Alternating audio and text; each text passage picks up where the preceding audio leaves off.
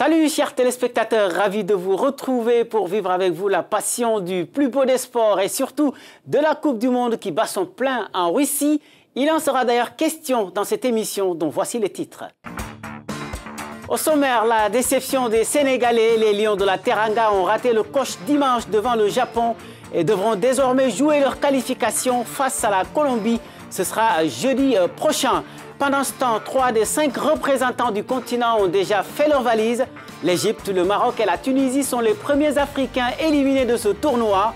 Nous en parlons tout à l'heure avec notre consultant Alassane Dia, avec qui on reviendra également sur la résurrection du Nigeria. Les Super Eagles qui jouent ce mardi une finale face à l'Argentine. Une victoire leur suffit pour décrocher la qualification en 8e de finale.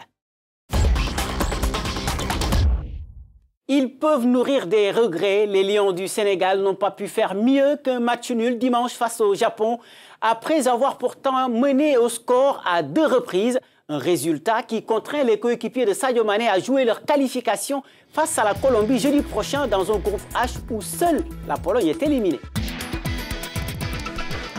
Mais alors que le Sénégal garde ses chances de qualification, c'en est en revanche fini pour l'Égypte, le Maroc et la Tunisie.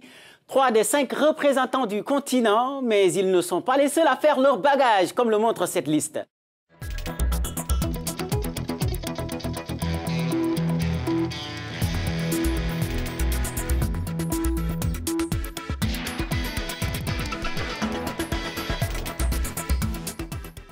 Parlons maintenant du Nigeria qui, après la gifle de bienvenue face à la Croatie, s'est accordé plus qu'un sursis dans cette Coupe du Monde. La victoire face à l'Islande permet aux Super Eagles d'entretenir le rêve d'une qualification en 8e de finale. Et pour cela, il faudra battre l'Argentine ce mardi, où Zézé Bridget Ugoué et Afolake Oinloé. C'est à quitte au double pour le Nigeria. Ce mardi, les Super Eagles affrontent l'Argentine dans un duel aux allures de finale, à l'issue duquel le perdant est sûr de quitter prématurément cette bouleversante Coupe du Monde.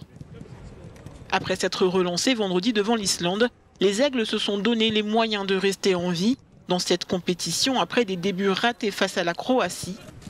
Le caractère dont ils ont fait preuve a redonné espoir à tout un pays, à tout un continent. Ce n'est donc pas le moment de flancher, surtout que l'adversaire de cet ultime match de la phase des poules est au plus mal. À Victor Moses et ses partenaires de profiter du doute qui assaille les Argentins pour achever la bête à l'agonie, au risque de vivre une grosse désillusion. Nous sommes maintenant avec notre consultant Alassane Dia, instructeur en entraînement de la CAF. Salut coach, on commence d'abord par le match nul du Sénégal face au Japon.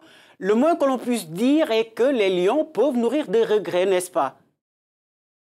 Forcément, le Sénégal peut nourrir des regrets. C'est véritablement dommage parce que quand même, quand on connaît un peu les Coupes du Monde qui sont des matchs plus engagés, prendre l'avantage par 2 fois et à chaque période du match pour se faire rattraper, mais parce que simplement pendant quelques minutes, on fait preuve d'une certaine forme de passivité, pour ne pas dire de relâchement coupable. Je pense que le bon début du match et un but matinal laissait penser que le Sénégal était parti pour asphyxier son adversaire et finir avec lui. Mais curieusement, les joueurs ont levé le pied et ont laissé les Japonais revenir tranquillement dans le match. Alors, il y a eu comme de la suffisance après le premier but, un peu de facilité et cela a été sanctionné parce que les Japonais n'ont jamais levé le pied. Ils ont continué à jouer, ils ont continué à dérouler et avec une bonne session pour contourner le bloc sénégalais et finalement ont égalisé chaque fois. Alors, 3 équipes africaines sont d'ores et déjà éliminées. Il s'agit de l'Égypte, le Maroc et la Tunisie. Une déception, on peut dire, non? Oui, je pense qu'il faut quand même le dire, ces équipes africaines sorties de la compétition ont laissé quand même une impression mitigée à des degrés divers. Le Maroc a été quand même très accrocheur, très déterminé, beaucoup d'engagement, mais peut-être en face, il y avait des adversaires de taille. Mais ce qui est quand même de la Tunisie, je pense que j'ai vu des joueurs qui ont lâché le match contre la Belgique au fur et à mesure que les buts s'empilaient. Et c'est extrêmement grave à ce niveau. L'Égypte est venue à la Coupe du Monde déjà affectée par le fait que son homme clé, son meneur, celui qui représentait quelque part sa puissance au plan offensif, ne pouvait pas être valablement performant sur le terrain. En l'occurrence, il s'agit de Mohamed Salah qui a traîné sa blessure et, il faut l'avouer, sa présence était plus psychologique qu'en tout cas une présence de performance dans le groupe. La 5e équipe africaine, c'est le Nigeria qui s'est relancé et qui joue une finale face à l'Argentine ce mardi.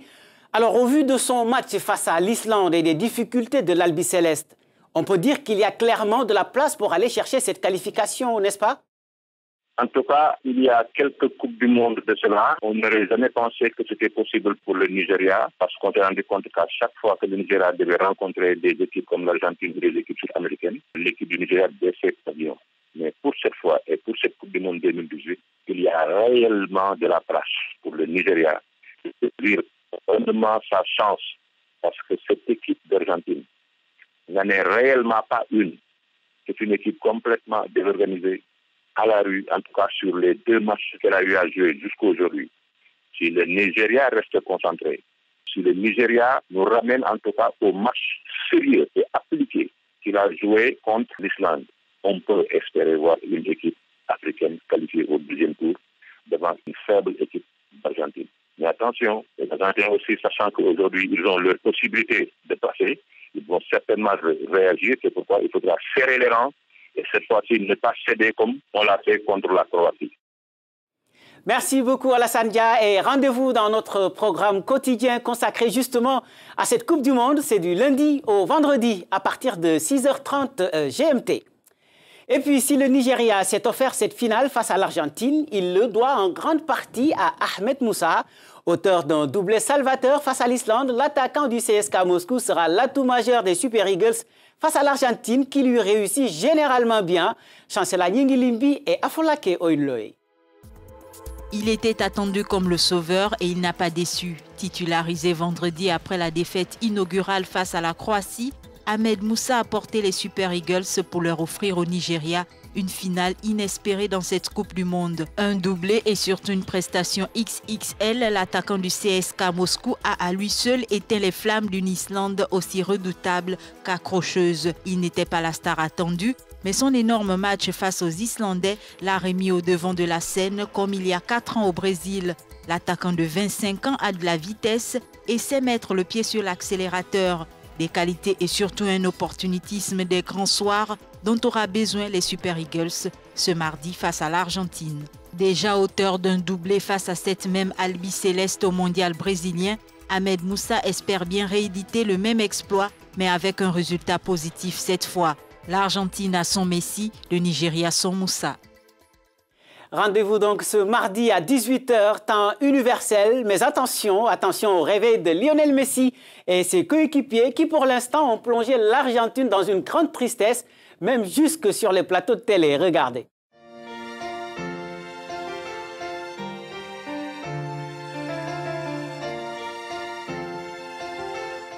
Une ambiance qui résume toute la délicatesse de la situation de cette équipe argentine. Le mondial, on le sait, c'est aussi le rendez-vous des grandes stars du football mondial et elles sont souvent source d'inspiration, pas seulement pour les jeunes qu'elles font rêver, mais également pour les artistes comme ce peintre italien qui s'est amusé à représenter certaines d'entre elles en généraux du 19e siècle, Uzezi, Bridget Ugwe et Ronaldo Erecato. Ronaldo, Cantona ou encore Paul Pogba, comme vous ne les avez jamais vus. Depuis mercredi dernier, des portraits des stars du football représentés en généraux du 19e siècle font l'objet d'une exposition à l'Académie des Beaux-Arts de Saint-Pétersbourg en Russie. 40 portraits de joueurs légendaires réalisés par cet artiste italien côtoient des sculptures de dieux grecs dans le cadre de cette exposition baptisée comme des dieux. Je les peins comme des personnages historiques, comme des généraux, des leaders. Parce que je pense qu'il y a une dimension épique dans le football, dans le sport en général, mais dans le football en particulier, et aussi parce que je suis un véritable fan de ce sport. Fabrizio exécute ses portraits en technique de peinture numérique, c'est-à-dire qu'ils sont faits à la main avec une utilisation d'un programme graphique au lieu de peinture et de pinceau.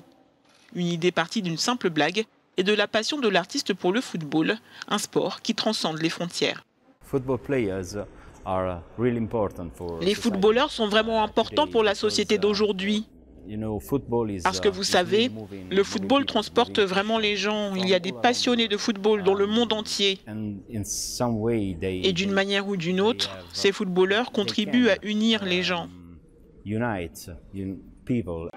Unir, comme c'est le cas durant ce mondial qui a attiré des centaines de milliers de fans de football venus de tous horizons en Russie. Quant au vainqueur de la compétition, Fabrizio n'a pour sa part pas dévoilé qui était son favori. En bref, avant de vous quitter, juste vous informer que Rabat Madjer n'est plus le sélectionneur de l'Algérie.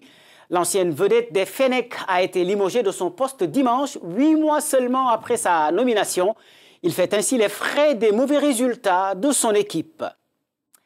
Et c'est fini pour Football Planet, à retrouver sur notre site web www.africanews.com. Vos réactions également aux adresses qui s'affichent au bas de votre écran.